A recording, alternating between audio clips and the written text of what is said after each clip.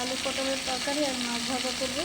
তো আলু পটলের তরকারি বসিয়ে দিলাম, গোটা জিরে ফোড়ন দিয়ে হলুদ গুঁড়ো দিয়ে দিলাম, নুন দিয়ে দিচ্ছি, লঙ্কা গুঁড়ো দিয়ে দিলাম,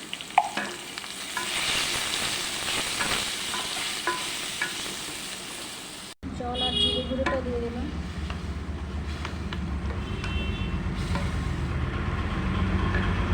এবার জল দিয়ে দেবো।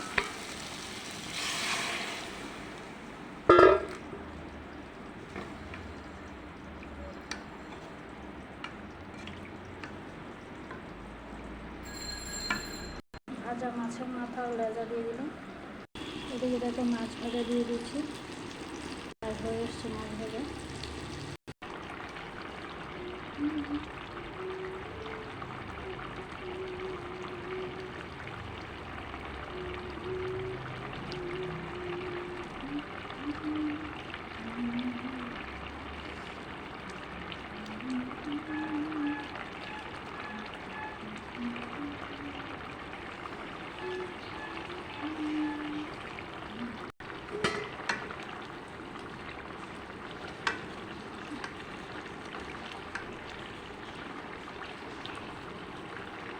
রান্নাটা হয়ে গেছে।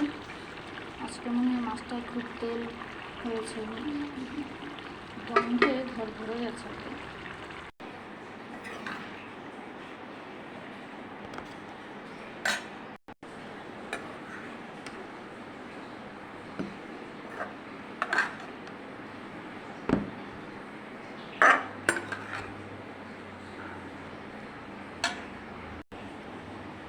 ভিডিওটা ভালো লাগলে লাইক কমেন্ট শেয়ার করে দিও।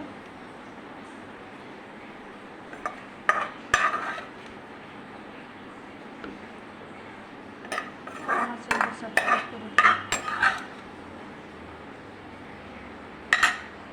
তো এই দেখো আজকের মেনু, মাছ ভাজা, 3 টুকরো করে হয়েছে এক একটা মাছে। একটা জিনিস দেখো তোমাদের, এই দেখোটা চিনতে পারছো এটা কি?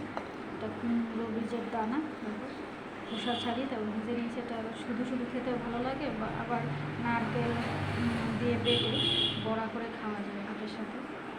আর কাঁচা অবস্থায় এটা সবজি রান্না দেওয়া যায়, মাছ মাংস রান্না দেওয়া যায়।